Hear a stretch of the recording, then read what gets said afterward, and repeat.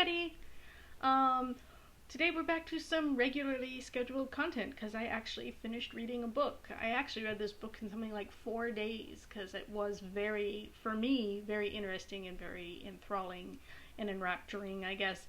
It was Ghosts of the Tsunami by Richard Lloyd Parry.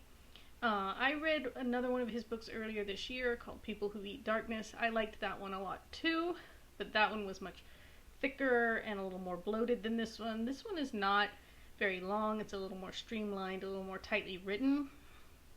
It talks about the tsunami that hit the Tohoku region of Japan in March of 2011 and the aftermath of that, specifically in the case of the Okawa Elementary School, where most of the students and teachers died in the tsunami due to some bad planning and some bad decision making.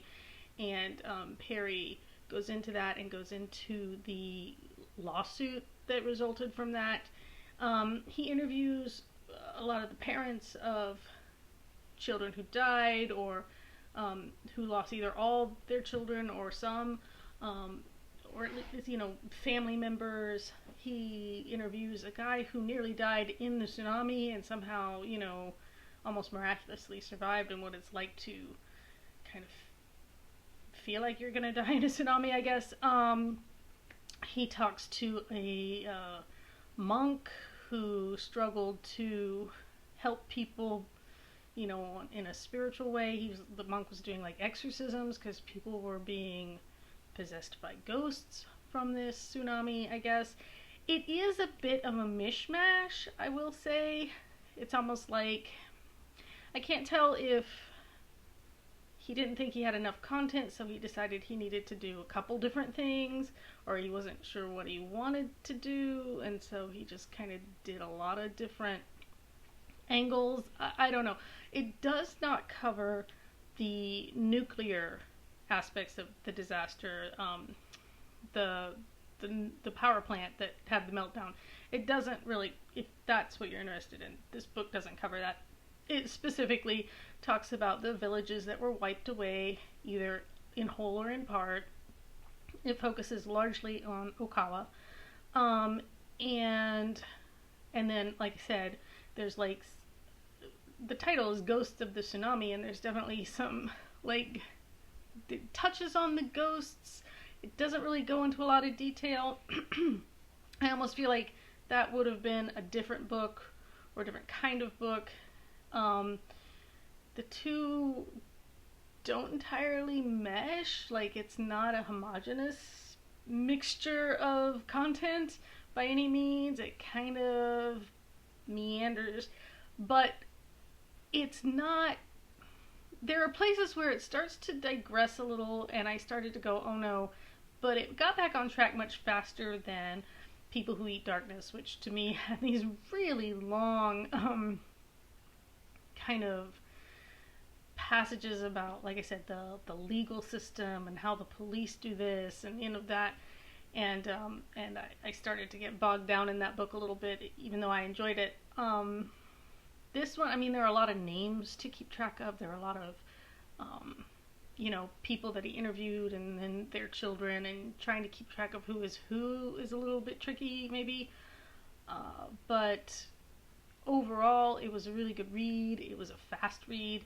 I think I read it on Kindle, but I think Goodreads said it's only like 200 and something pages long anyway. So it's not a long book by any means. I always feel a little weird when I read about tragedy, because I feel a little bit like I'm being voyeuristic somebody else's pain. So I always examine a little bit my motives for reading something. I'm interested, but why am I interested in all this kind of things? For me, the tsunami thing, I have my whole life have had this weird dread of drowning. So I don't know why. I don't, as far as I know, I've never had some kind of near drowning accident. Maybe when I was really little and I just don't remember, but no one's ever said to me, "Oh, remember that time you almost drowned?" I'm like, so I don't know why I have this.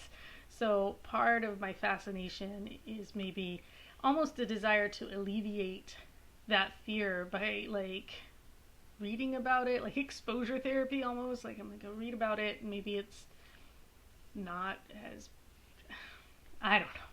I don't know. But yeah, yeah, why are we interested in things like true crime and other people's tragedies and things? That's a fair question, I feel. It's, and there's probably lots of psychological reasons for that. But,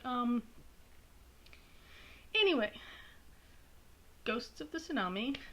Uh, like I said, I liked it.